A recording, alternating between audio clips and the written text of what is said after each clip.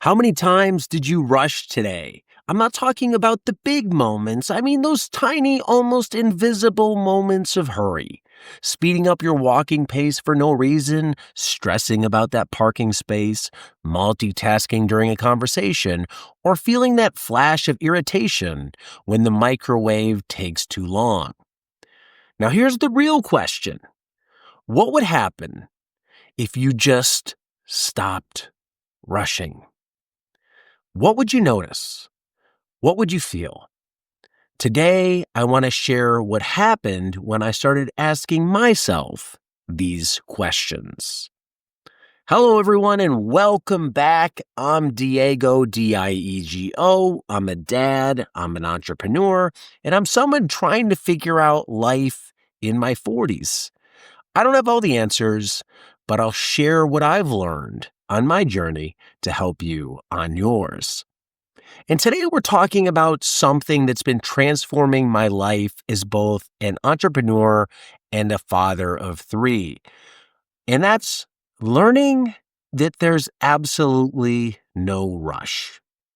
I'm somebody who tends to speed up. I'm somebody who tends to be anxious. I'm somebody who tends to want to make things happen quickly at the expense of other things, which we'll get to coming up. So how do you avoid that? If you've ever felt that constant pressure to be faster, more efficient, always on the move, if you've ever caught yourself stressing about getting the closest parking spot or being in first in line, this video is for you. It's about learning that there is absolutely no rush when you think there is. We're going to explore why we rush, what it's costing us, and most importantly, how to break free from this invisible prison that we build around ourselves. This all started when I was on vacation recently. We were driving to a beach. It was about a 45-minute drive. And the whole time there, I'm thinking, what parking spot am I going to get? Which sounds crazy. But I'm thinking, it's in my mind. And then we get there and we get the parking spot. And of course, there was no need to worry. There was a million parking spots. It didn't matter how close you were. They were all close. Yet I had stressed about it the whole time. Not to the point that it was crippling, but just enough to pull me out of the moment on the car ride that we're having through some beautiful scenery. There was conversation happening in the car with my family. Yet in the back of my head, I have this little thing saying, gotta get the spot. And then we unload the car and it's like, let's go. Let's walk. And I'm the biggest, the fastest in my family. You know, you have little kids. They're not going to be as fast as you. And I'm like, come on, guys, let's go. We got to get a good spot. We arrive on the beach. There's maybe 20 other people on the beach, 20 groups. And the beach stretches for like 5 miles in every direction. There was no need to rush to get a spot because there was enough spots for not just us, but everybody in the state. There was plenty of room, yet there I was finding myself getting this little bit of anxiety of like, we have to go. And this is when I started to think, why am I feeling this? Why am I feeling this rush to do things or to get places or to be someplace or to finish something when that thing doesn't dictate the rush? Because the rush creates anxiety, stress, and it draws you out of the moment. I'm trying to avoid that. So I look back at this little thing that I did on vacation and these thoughts of going to this beach, and it's absurd. I should have never thought that. And I don't think I'm alone in thinking this, and hopefully I'm not. And if you think like this video can help you. This could be OCD, I don't know. But I don't think most of us were born impatient. I think we learned it. The need to be first, fastest, and most efficient. Think about your day. How many times do you rush through something just to get it done? How often do you speed up your walking pace for no reason other than habit? How frequently do you cut conversation short to move on to the next thing? This can easily be seen in a bedtime routine if you're a parent. It should be a very special routine because you don't get a lot of them if you think about how long your kids live with you relative to how long you and your kids will coexist on this planet. Yet a lot of times it's like, let's go, let's go, let's go, get to bed, get to bed, get to bed, instead of cherishing that moment for what it is, something that's unique, special, finite, and timeless. But we do it. We rush. To do what? Go sit on the couch, to go scroll through our phone, to go watch Netflix? Like, what are we hurrying for? The answer is nothing, and we're missing something that's absolutely amazing. So this isn't just an organization thing or a productivity thing. It's not just about valuing time. It really comes down to being anxiety-driven obsession that starts to hijack a lot of our lives. As entrepreneurs, we're susceptible to this. We equate speed with success and waiting with weakness. We've internalized that mantra that goes with startup of move fast and break things and repeat. Let's go, let's go, let's go. But what if we're breaking ourselves and our relationships in the process with all this needless rushing? Again, emphasis on needless. We're not talking about the times when we need to rush. Hey, the building's on fire. Let's get out of here. We're talking we need to get a parking spot, but there's a million of them. Why are we rushing to get that spot? There's no advantage. There's no gain. Here's what I've started to realize after all this time chasing deadlines and these invisible things that pull me, these finish lines. We're often pursuing what I'll call the miracle of arrival. It's that imagined future moment when everything finally feels complete. I made it. I'm here. We convince ourselves that once we get that promotion, we close the deal, we finish the project, we get the kids to school, get the kids to bed, get our spot on the beach, that we can finally slow down and relax and satisfaction will arrive. But that arrival is just an illusion because each destination simply reveals a new horizon, a new mountain to climb, a new finish line to cross. Once you get the spot on the beach, it's like, let's get in the water right now. We have all day, but we have to do it right now. And it's this obsession of the next thing, and pushing forward. Our mind's trained to race towards that completion that never actually experiences completion. It only resets its targets. Or the rush was irrelevant to begin with. There wasn't actually a reason to rush in the first place. And that's the thing I've started to really realize and internalize. And it's kind of scary when I think about it. What am I hurrying for? There's nothing to hurry for. It wasn't a competition. There wasn't a limited reward to be reaped. There's no prize to being there. This isn't Walmart on a Black Friday to get that TV. This is the middle of summer, going to a beach, and the only prize is you get to chill there the whole day, and there's tons of space for everybody. What's the rush, buddy? I don't know. When I think about my rushing, 10 out of 10 times, it wouldn't have mattered if I crawled to the spot because I would be in the same place. When I thought about this, something snapped. You can sprint to a spot and get there, and you get there quickly. But you can also walk at a leisurely pace to that spot. At the end of the day, you get to the exact same spot. What's the rush? Just watch what happens next time you accomplish something you've been racing towards if you're somebody who thinks like this. Does your mind allow you to celebrate, rest, and relax? Or do you immediately pivot to the next urgent thing?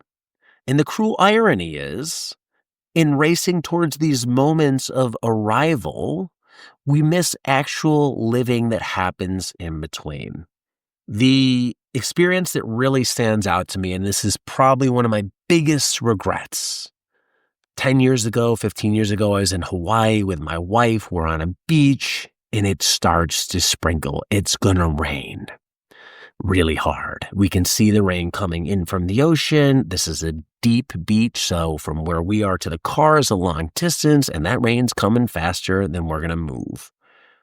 In hindsight, we should have just embraced it. It could have been a magical moment. We're on the beach, we're walking back, we get soaked, we laugh about it, and it's a story to tell. But the immediate thing that goes off in my brain is run, get to the car. It's not a tsunami. It's not a hurricane. Godzilla isn't coming out of the Pacific to get us. And we still got wet anyway. So that moment of specialness that we could have had, the story to tell, is gone. For something that I rushed for, still got wet, and ruined that moment.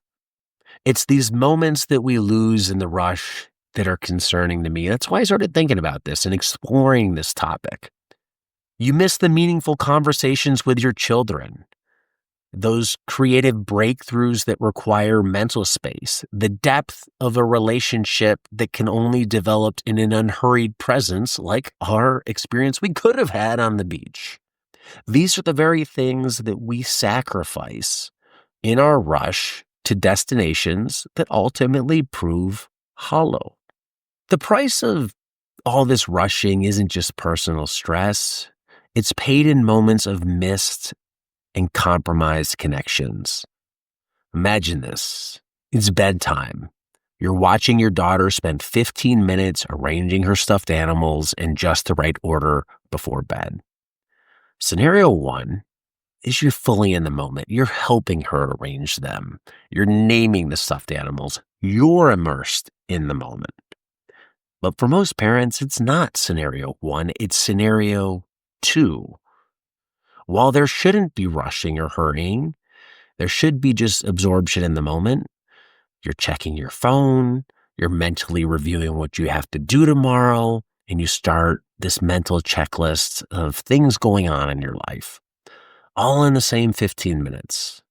You lose the specialness. When it's all done, you're like, yeah, that's amazing. Look what you did. You organized the stuffed animals. The 15 minutes you could have had with your daughter that would build this amazing memory, even if we don't consciously remember that. I think those things like go into your soul and add to your ultimate being. That's gone. And instead you substituted it for thinking about what you're going to do tomorrow, which is worth nothing in terms of the long-term memory value. You're never going to 10 years think about, oh, I'm so glad that one night I thought about what I was going to do the next day. You're going to say, man, I wish I would have spent that 15 minutes arranging those stuffed animals because now my daughter's 25, lives halfway across the US, and I see her twice a year. I miss those moments. That's the scary thing that I'm trying to prevent and hopefully help you try and prevent on your end. These moments, they force me to acknowledge this while looking at what my rushing habit was costing me. First, it was fragmented attention.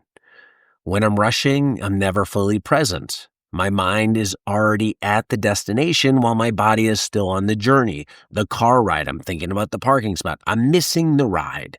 And the crazy thing about life, or the amazing thing about life is the journey, not the destination. If you focus just on the destination, you miss all the goodness that comes with life. Second, it's diminished joy. Rushing creates this narrow focus of completion rather than experience, that milestones matter more than the path. And I don't think they do. They damage relationships. That's the third thing. My hurrying message sends a signal to all of those around me, intentionally or just observed, that what I'm doing, my agenda, is more important than the connection in the moment with you, if I'm spending time with you. And fourth is this artificial urgency. Most of what I rush for isn't actually urgent. I've created artificial deadlines that only exist in my mind. Again, that's the realization that was the biggest for me when I said, why am I rushing? What's the point here? There isn't one, because there's no reward, there's no gain by getting to this faster. The reality is, most of these objectives I rush toward will be forgotten shortly after achieving them. They won't be celebrated. They won't be cared about by anyone but me, even if I care about them. And I'm creating unnecessary worry and stress. I didn't get home from my vacation thinking, I'm glad we were on the beach and got an amazing spot. We could have been anywhere on the beach, the worst spot on the beach, and still had an amazing time, because it wasn't about where we were on the beach. It was about what we did on the beach when we were there. And that's where my signals were getting crossed.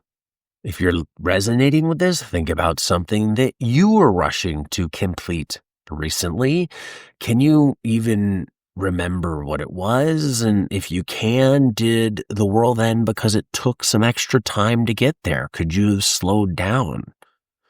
And what would happen if you deliberately did slow down? This is where we look at a new approach. And recently I started experimenting with this. We're not talking about procrastination or being lazy, but intentionally unhurrying. Standing in the shower, I had this thought of, I have to finish so we can eat dinner. And then what? And then what?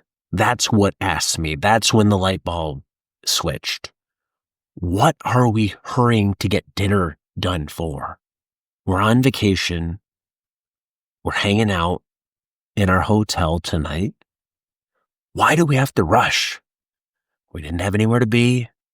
We didn't have anywhere to go. We weren't time constrained at all. But I was applying this pressure. And I think sometimes in my life, in my situation, that pressure spills out onto others. They catch some strays, and it affects how their experience is, because they're now having to hurry because I'm hurrying, and it's ruining what they're doing. And I realize this is a joke. We got to stop this. So these are the 5 principles that I learned to embrace to stop this and unhurry my life. Choose presence over productivity. When I'm with my kids, I'm trying to be fully with them, not partially there while mentally checking off tomorrow's to-dos. 2, recognize false urgency. I've started asking myself, what's the actual consequence of being 5 minutes late, of not getting the closest spot, of letting someone else go first? Usually the answer is absolutely nothing. There's no consequence. That's false urgency. 3, create buffer zones. Instead of scheduling meetings back to back or switching from work mode to dad mode, I'm building in some transition time. I don't commute, so hopefully this will be helpful. Adding 15 minutes when I go from work to dad. They're not wasted minutes. They're investments in my mental clarity and emotional presence. So when I go in, I can be there. If you work from home, maybe you get this. Sometimes it's hard to switch from work mode to parent mode. Building in this commute time gives you a chance to transition out. Number 4, embrace the wait. Those moments in line or traffic that feel like time thieves, they're now opportunities for reflection, deep breaths, connections, conversation, and noticing the world around me. Aren't I lucky to now have to spend extra time with you standing here instead of, damn, what's taken so long? You can either look at that extra time as a gift, or you can look at that time as a curse. And the only one that curse is going to affect is you. And number 5, let go of first place. When there's not a race, there's a freedom in deliberately choosing not to compete in races like finding the perfect parking spots, getting to the right checkout line, or getting the best restaurant table. There's no need to be in a race that doesn't matter. If you want to change, here's 3 practical steps that you can start today. First, the sacred pause. Before responding to any non-emergency request or obligation, institute a 30-second pause. Just breathe, consider what's actually needed, and respond from a place of choice rather than reaction. So somebody asks us to do something. It's not an emergency. Pause for 30 seconds before you respond. And I've found that this tiny little buffer can prevent me from automatically saying, I'll do it right away, when getting it done tomorrow might be perfectly acceptable, or just saying, I can't do it. Slow down when people ask you to do things. Second, the daily unhurry. Identify one routine each day, like your morning coffee, your commute home, those 15 minutes of transition time, a walk, and deliberately slow down. Take the slowest route home. Don't try and make every light. Don't worry if you're in the slow traffic lane. Slow down by 50%. Don't just do it slower, though. Experience it differently. Notice the sounds, textures, and sensations you'd typically miss when you're just rushing. This isn't about the activity that you're doing, but about restraining your nervous system to exist in an unhurried state. What's fascinating is how a single slowed down activity begins to influence other parts of your day. You start to realize it is nice slowing down. Look at the world that I've just flown by all the time. It's like being in a Formula One car that's just right by the road. And now you're walking along that road and you're saying, my God, look how beautiful the countryside is. I never saw it before. And the third thing is the what's the rush question. Make this your new mantra. Whenever you catch yourself speeding up physically or mentally towards some objective that might not really matter, pause and literally ask yourself, what's the rush? Not rhetorically, but as a genuine inquiry. What specifically will happen if it takes longer? What are you afraid of missing? What are you avoiding by hurrying? This simple question has revealed surprising insights into my underlying anxiety and has disarmed countless unnecessary rushes before they gained momentum. This small change can help recalibrate your sense of what deserves immediate attention. And the reality is, most things don't deserve immediate attention. This is the counterintuitive truth and what I'm slowly accepting. Rushing rarely gets us where we truly want to go. It's all cost for no gain. Literally, no gain. It's almost always a losing situation. Yet we rush because we believe it will help us accomplish more, experience more, live more. But the math doesn't add up. Because when we rush, we see less, we feel less, we connect less, we remember less, we enjoy less, we live less. The great paradox is by slowing down, we don't get less done, we get the right things done. We don't experience less life, we experience more life, more fully. This isn't about abandoning ambition or embracing complacency. It's about recognizing that our most meaningful achievements and deepest relationships aren't built on this foundation of hurry. As entrepreneurs and parents, perhaps our greatest contribution won't be measured in milestones reached or efficiencies gained, but in moments fully lived and connections genuinely forged. It's an ongoing journey, remember that, and breaking free of this tyranny of rush is a daily practice. It's not a one-time decision.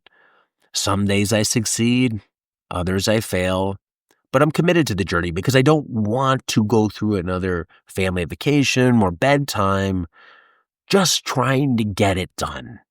Why do we behave this way in the first place? This is a question I've thought about a lot lately. Perhaps it stems from some deep-seated fear of wasting my finite time on this planet. Perhaps it's an attempt to control things in an uncontrollable world.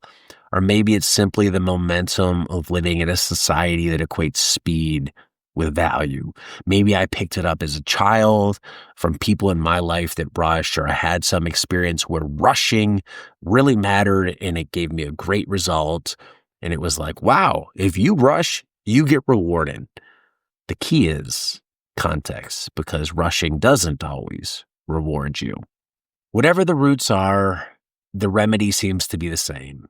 Conscious choice again and again to value presence over pace. Enjoy these moments that we have because we won't always have them. Imagine you're on your deathbed looking back at your life. Do you think you'll say, I wish I rushed more? Of course you won't. Or I wish I spent more time stressing about being first in line. I wish I'd checked more items off my to-do list. Or will you wish you slowed down enough to actually experience life as it was happening, to get the absolute most out of every moment instead of just trying to get through that moment as fast as possible? I want to leave you with this question that's been transforming my own approach. What are you actually rushing towards? And what will you have when you get there? When you feel that familiar urgency rising, pause and name the destination. Is it truly important? Will it matter in a month, a year, or 5 years? Probably not. And if it won't matter then, it shouldn't matter now. The challenge I'm setting for myself and inviting you to join in on is become more intentional about where we invest our energy and attention, to distinguish between what's truly important and what only feels that way. Because there is no rush. And the realization lies in a freedom that most of us have forgotten how to experience, of just going through life at life's pace and observing everything we see. If this video resonated with you, if this idea resonates with you, hit that subscribe button and share this video with someone who might need this message today. Leave a comment with one area you're going to experiment on, or let me know what you think about slowing down. Until next time, thank you for watching. And as always, be nice, be thankful, and do the work.